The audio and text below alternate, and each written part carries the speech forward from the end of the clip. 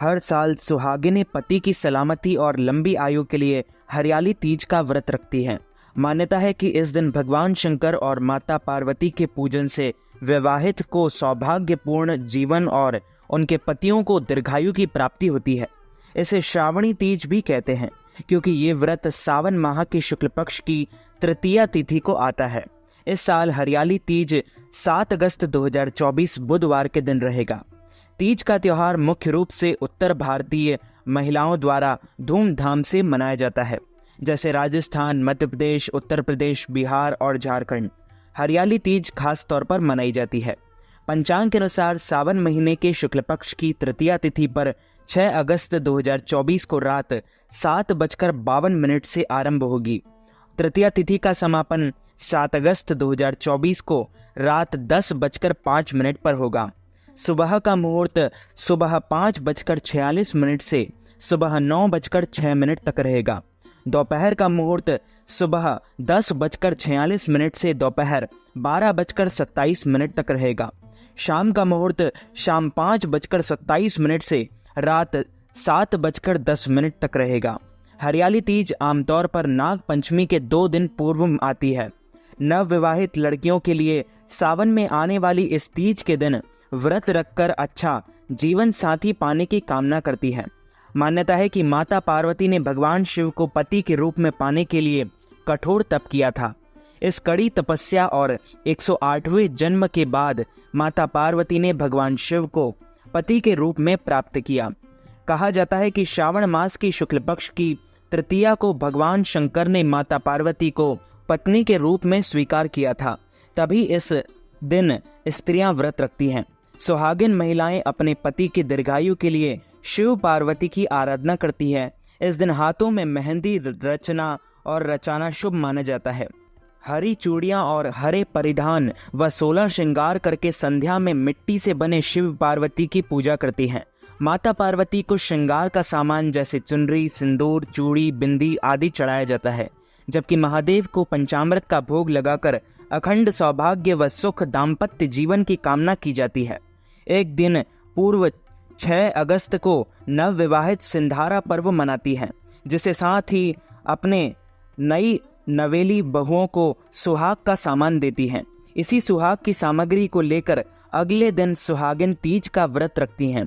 ब्रह्म मुहूर्त में उठकर पवित्र स्नान करें। इसके बाद हरे रंग के वस्त्र धारण करें, फिर 16 श्रृंगार करें। उसके बाद पश्चात पूजा की चौकी तैयार करें और उस पर पीले रंग का कपड़ा बिछाएं।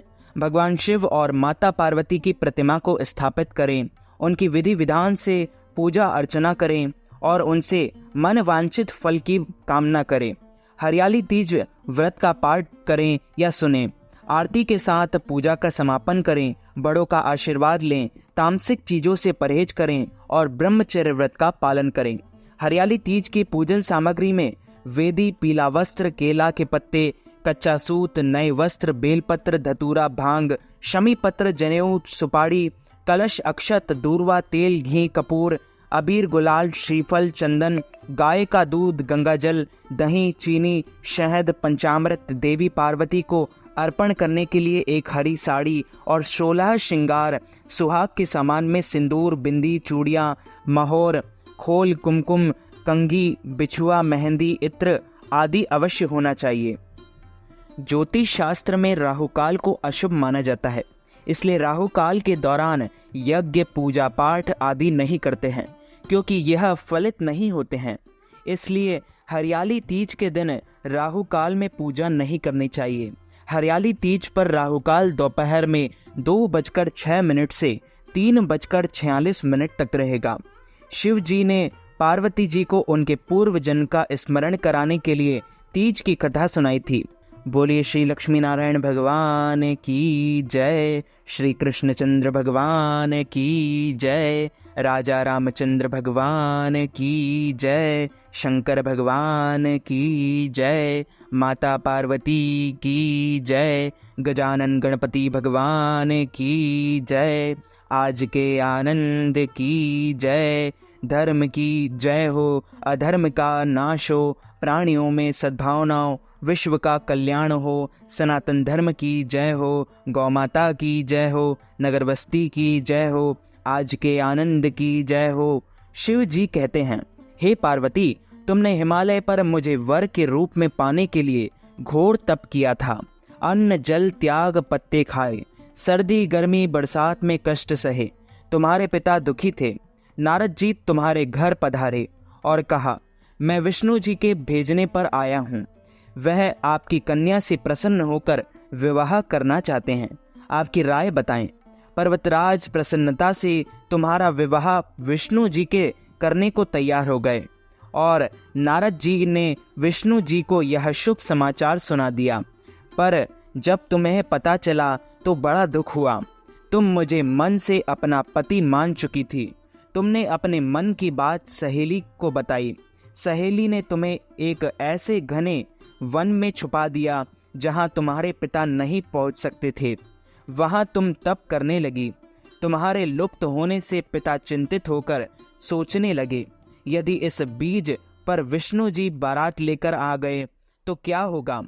शिव जी ने आगे पार्वती जी से कहा, तुम्हारे पिता ने तुम्हारी खोज में धरती पाताल एक कर दिया, पर तुम ना मिली। तुम गुफा में रेत से शिवलिंग बनाकर मेरी आराधना में लीन थी। प्रसन्न होकर मैंने मनोकामना पूरी करने का वचन दिया। तुम्हारे पिता खोजते हुए गुफा तक पहुंचे। तुमने बताया कि अधिकांश जीवन शिव जी को पति रूप में पाने के लिए तप में बिताया है। आज तप सफल रहा। शिव जी ने मेरा वरण कर लिया। मैं आपके साथ एक ही शर्त पर घर चलूंगी, यदि आप मेरा विवाह शिव जी से करने को राजी हो जाएं। और पर्वतराज मान गए। बाद में विधि विधान के साथ हमारा विवाह किया गया। हे पार्वती, तुमने जो कठोर व्रत किया था उसी के फल स्वरूप हमारा विवाह हो चुका है और हो सका।